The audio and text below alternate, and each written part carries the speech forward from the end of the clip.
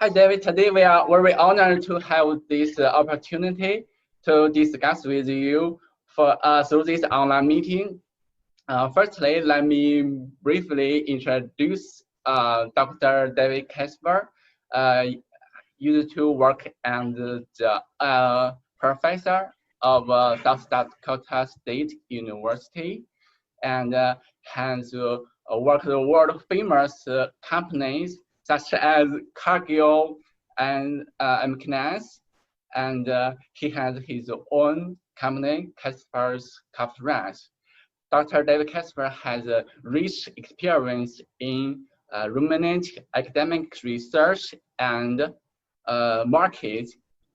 Today, our topic is about the growth of calves. I believe it is a great concern issue for companies and farmers that raise calves. So, Dr. David Casper, could you share your suggestions on promoting the growth of calves?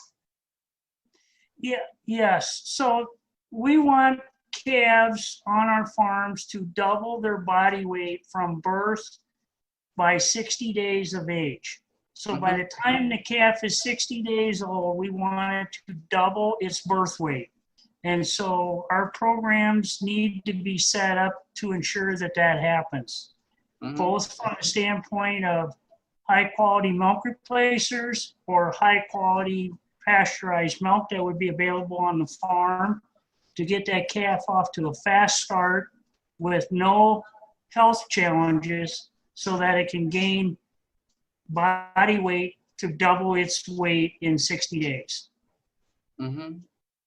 Is there any suggestion about the management? Yes, well, of course, when the calf is born, we want to make sure that it gets like a gallon of colostrum from its mother, because that colostrum is very high in immune globulins, and those immune globulins are what will provide immunity to diseases and pathogens in the baby calf. And that colostrum needs to be fed preferably within the first 8 to 12 hours, but definitely the absorption of immunoglobulin ceases by 24 hours of age. So the more colostrum you can get into the calf within the first few hours of birth will be a big advantage to that calf.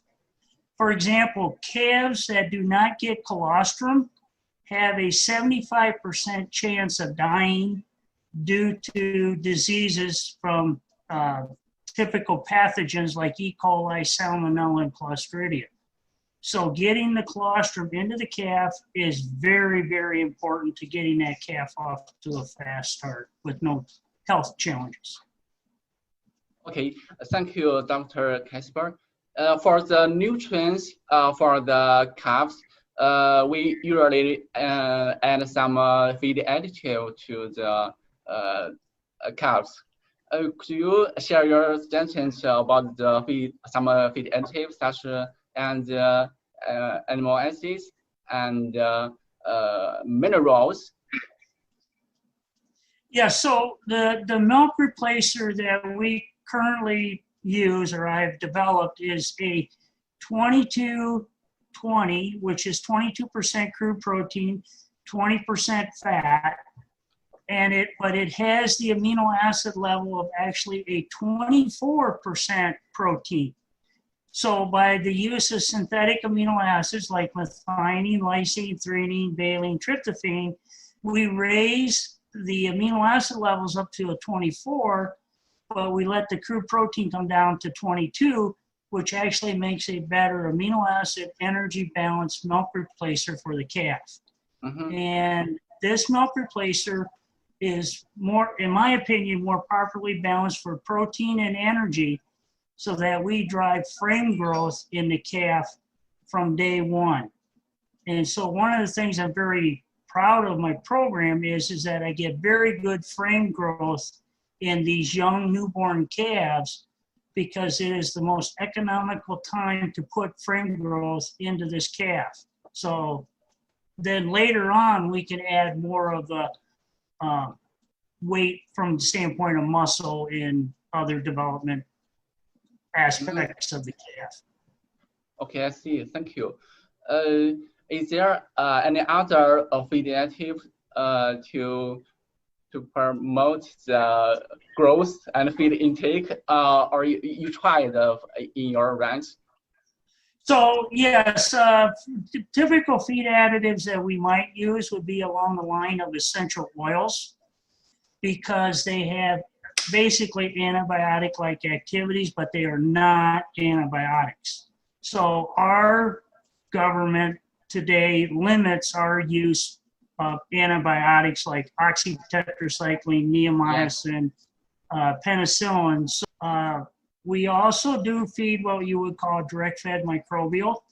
So we will feed some live bacteria in the milk replacer as well. And then along comes the biosalts that we just did the research trial on to aid in fat digestion or energy absorption by the calf.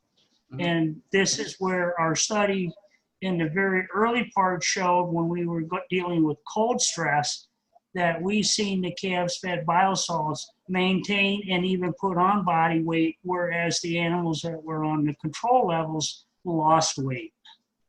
So the calves fed the biosalts are getting more energy out of the milk replacer that they were consuming, which allowed them to have more energy to deal with the cold stress. Okay, Dr. David Casper, thank you for your suggestions and feedback.